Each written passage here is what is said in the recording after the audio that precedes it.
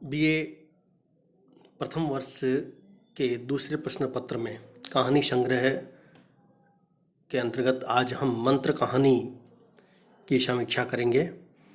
मंत्र कहानी मुंशी प्रेमचंद की कहानी है। प्रेमचंद का वास्तविक नाम धनपत राय था और प्रेमचंद की जो कहानियां हैं उनका मुख्य स्वर समाज सुधार रहा है। कला का प्रेमचंद स्वयं इस बात को कहते थे कि कोई भी कला, चाहे वह साहित्य है या कोई भी कला, उसका मुख्य उद्देश्य केवल मनोरंजन करना नहीं होना चाहिए, वरन उसका एक कोई न कोई उद्देश्य होना चाहिए। और इसी उद्देश्य के अंतर्गत उन्होंने अपनी कहानी और उपन्यासों का सर्जन किया था। प्रेमचंद ने कुल 13 उपन्यास और 300 कहानियाँ लिखी थी, जिसमें शुरू में उनकी कहानियों में आदर्शवाद का स्वर मुखरितवार, बाद में आदर्शोन्मुख यथार्थवाद और अंत में वे कफन और पूछ की रात कहानी तक आते आते वे पूरी तरह यथार्थवादी हो जाते हैं। पाठ्य पुस्तक में उनकी जो मंत्र कहानी है वह भी एक समाज सुधार से संपन्न कहानी ही मानी जाएगी। और इस कहानी की एक अलग जो मूल बात है वह है संवेदना। कहानी की कथानक की समीक्षा करने से पूर्व हम इस कहानी के जो मुख्य कथा है उस पर आप संक्षेप में पहले आप उसको समझ लें। यह कहानी मुंशी प्रेमचंद की एक यथार्थपरक कहानी है, जिसमें कहानी के अंतर्गत एक जो मुख्य पात्र डॉक्टर चड्ढा है, जो पेशे से डॉक्टर है, लेकिन वह एक निष्ठुर व्यक्ति है और मरीजों को एक निश्चित समय तक देखता है। उसके बाद चाहे मरीज का भले जीवन या मृत्यु के बीच में वो कितना ही संघर्ष कर रहा हो, लेकिन वह देखता नहीं है और गोल्फ आदि खेलने के लिए चला जाता है। संध्या के समय जब एक दिन एक बूढ़ा भगत अपने 7 वर्षीय बीमार पुत्र को लेकर डॉक्टर चड्ढा के पास जाता है, तो चड्ढा अपनी गोल्फ स्टिक लेकर के उसी के साथ पूरी तरीके से उसको देखने से मना कर देता है और खेलने चला जाता है। और उसी रात उस बूढ़े भगत के बेटे की मृत्यु हो जाती है, जो ये उसके जीवन का एक मुख्य जो आधार स्तंभ था। और उसके जाने से उस बूढ़े के घर की जो दयनीय स्थिति है वो बहुत दयनीय हो जाती है।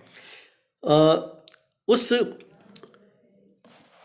स्थिति के पश्चात में इस कहानी में जो चड्ढा है उसका एक लड़का और एक उसकी लड़की है। जो लड़की का विवाह है वो बहुत पूर्व हो चुका होता है और लड़के का नाम उसका कैलाश है। कैलाश 20 वर्ष का जब हो जाता है तब वह जिस स्त्री मृणालिनी से जो प्रेम करता है, एक दिन उनके यहाँ पर पार्टी होती है और कैलाश को सांप पालने का, उनके संग्रह का करने का एक विशेष ही शौक इस कहानी में दिखाया गया है। जो यद्यपि अपने पिता से बिल्कुल अलग है, जो विनयशील, उदार और रसिक और मिलनसार स्वभाव का व्यक्ति है, लेकिन जब उस पार्टी के दौरान जब उसके सभी मित्र सांप दिखाने का आग्रह करते हैं, तो एक बार मना करने के पश्चात भी वह मृणालिनी के आग्रह पर उस कैलाश उसे सांप दिखाता है और उसे सांपों का इतना शौक है कि वह उस काले गेहुए रंग के सांप की गर्दन को जोर से पकड़कर उसके दांत दिखाता है और वह अपने बचाव में कैलाश की काट लेता है। कैलाश कुछ ही क्षणों में बेहोश हो जाता है और काफ़ी जड़ी बूटियां का लेप करने के बाद भी वो ठीक नहीं होता है और घर में, चड्ढा के घर में बिल्कुल कोहराम मच जाता है। धीरे धीरे जहर का प्रभाव जब ज़्यादा फैलने लगता है तो, और इस स्थिति में जब उनके घर में ये पता चलता है कि उस गांव में जो बूढ़ा भगत है, वह जो अपनी पत्नी के साथ रहता है, वह अपने मंत्रोच्चार से किसी भी सांप के जहर को वह उतार सकता है। जब इस बात का पता चलता है तो भगत सर्पदंश का उपचार करना तो जानता है, लेकिन चड्ढा के प्रति उसकी जो नाराजगी और जो प्रतिशोध का भाव है वह उसके अंदर बिल्कुल बना हुआ रहता है। लेकिन अंत में, जैसा कि प्रेमचंद की कहानियों में है, वह कि मनुष्य एक संवेदनशील व्यक्ति है, भावनात्मक है, और इस बात का पता बूढ़े भगत के उस चरित्र से लेखक ने उजागर भी किया है। वह अपनी पत्नी को बिना बताए डॉक्टर के यहाँ चला जाता है और अपने उपचार से वह उसको वापस होश में ला देता है। डॉक्टर चड्ढा को सारी पिछली घटना याद आ जाती है। वे हालांकि प्रसन्न होते हैं और फिर उसको ढूंढने के लिए निकलते भी हैं, किंतु भगत जो होता है वह उसको उनको मिलता नहीं है, लेकिन भगत की जो सज्जनता है वही इस कहानी का एक आदर्श रूप में हमारे सामने यहाँ पर प्रस्तुत किया गया है। उसका बेटा मरने के पश्चात भी उसके द्वारा उस डॉक्टर के पुत्र का मंत्रोच्चार करके उसकी जान बचाना, यह अंत में बताता है इस बात को कि मनुष्य चाहे कितना ही अंदर हृदय में क्रूर हो, कठोर हो, परंतु जो दया और करुणा की भावना होती है वह किसी न किसी उसके हृदय में कोने में रहती है। और यह तथ्य डॉक्टर चड्ढा को भी समझ में आ जाती है और वह एक प्रकार से अपनी ग्लानि से भर जाता है और क्षमा याचना भगत से करने लग जाता है। इस तरह से इस कहानी में जो मूल अंश हमारे सामने यहाँ पर जो उपस्थित हुआ है उसमें डॉक्टर चड्ढा का जो व्यक्तित्व है वो पेज संख्या 27 पर आप देखें। कई साल गुजर गए, डॉक्टर चड्ढा ने खूब यश धन कमाया, लेकिन इसके साथ अपने स्वास्थ्य की रक्षा की। डॉक्टर चड्ढा उपचार और संयम का रहस्य खूब समझते थे। उनके एक लड़का और लड़की थी। ये परिचय उसके यहाँ जो चड्ढा का परिचय है वह दिया गया है और उसके साथ उसके पुत्र का परिचय भी है। संध्या के समय जब वह गोल्फ खेलने के लिए जाता है तो उसी समय भगत जो उसके घर आता है, लेकिन वह गोल्फ की स्टिक लेकर के चला जाता है। इससे क्या, इसी तरह पेज संख्या 28 के अंतर्गत देखें आप, जो मृणालिनी और कैलाश का दोनों का जो एक संयोग प्रेम से संबंधित जो प्रेमपूर्ण हृदय जो उन दोनों के बीच में दिखाया गया है, वह इस पेज संख्या 28 में मृणालिनी और कैलाश दोनों सहपाठी थे और एक दूसरे के प्रेम में पगे हुए थे। तो कैलाश को सांप के खेलने और नाचने का शौक था। यहाँ जो अवतरण है यह पूरी तरीके से कैलाश के चरित्र को बता रहा है कि किस तरीके से उसे सांपों का शौक रहता है। कैलाश और मृणालिनी इन दोनों के बीच में जो बातचीत होती है उसके पश्चात में मृणालिनी जब देखते हैं कि कैलाश पर तो भूत बिल्कुल सांपों का जैसे भूत ही सवार हो जाता है। कैलाश जब उस पेज संख्या 29 पर कैलाश जब उस सांप की गर्दन को खूब दबाकर उसका मुंह खोलता है तो सांप उसे काट लेता है।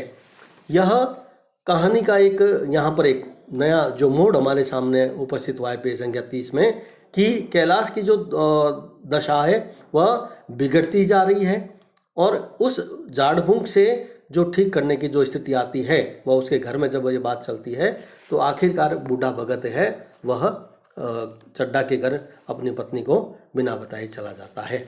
पूरी इस कहानी में जो महत्वपूर्ण अंश इस कहानी का आएंगे उसको हम जरूर यहाँ पर व्याख्या के रूप में इसको आपके सामने मैं रखूँगा अगले इसके अपने आयोजन व्याख्यान में।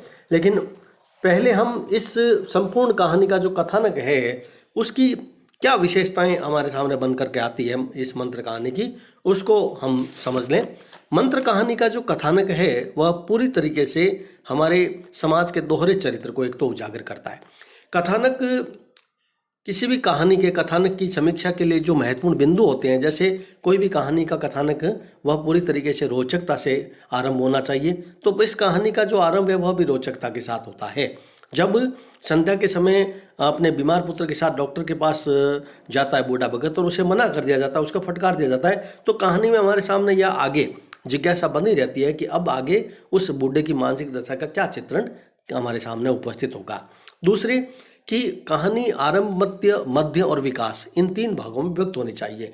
यह कहानी भी इन तीनों भागों में विभक्त है।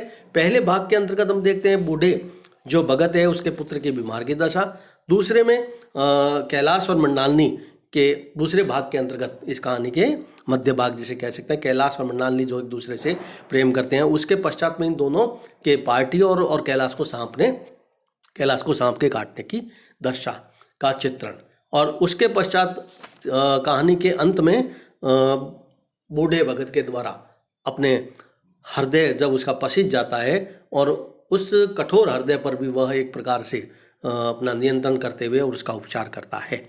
तो इस कहानी में हम देख रहे हैं कि पूरा कहानी जो है मंत्र कहानी वह सुगठित है, और वैज्ञानिक दृष्टिकोण से देखें तो कहानी के तत्वों में जो कथानक होता है वो बहुत महत्वपूर्ण होता है। वह उसमें मानवीय संवेदना दिखाई देनी चाहिए और जो एक घटनाएं हैं वह हमारे सामने उसकी रोचकता और जिज्ञासा निरंतर बनी रहनी चाहिए। मंत्र कहानी में भी हम देख रहे हैं कि जो घटना है वह पूरी तरीके से हमारे सामने रोचकता और जिज्ञासा से संपन्न है।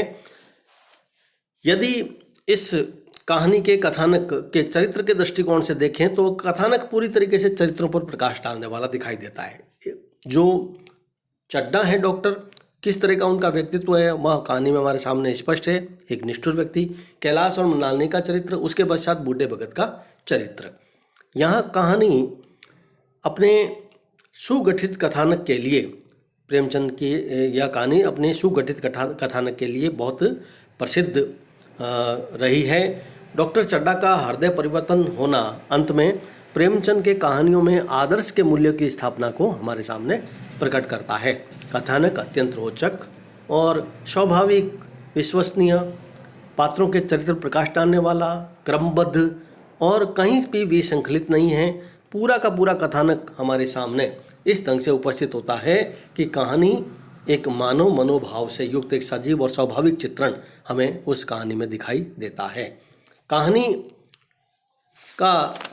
कहानी की यदि हम इस कहानी के कथानक को उद्देश्य के दृष्टिकोण से देखें तो इस समाज के एक ऐसे वर्ग पर यह व्यंग्य किया गया है जो अपनी धन प्रतिष्ठा ऐश्वर्य के उस चक्रव्यूह में आकर के अपने स्वार्थ और लालच के, या हम कह सकते हैं कि अपने अहंकारी जो उनका व्यक्तित्व हो जाता है उस पर एक करारी चोट हमारे सामने है। उसके बावजूद भी प्रतिशोध की भावना न रख करके इंसानियत की भावना को दिखाया जाना, यही इस कहानी की एक मुख्य विशेषता हमारे सामने है। तो पूरी तरीके से मंत्र कहानी का जो कथानक है वह एक सफल और सार्थक कथानक माना जा सकता है, जो समाज के दोहरे चरित्र को हमारे सामने उजागर करता है।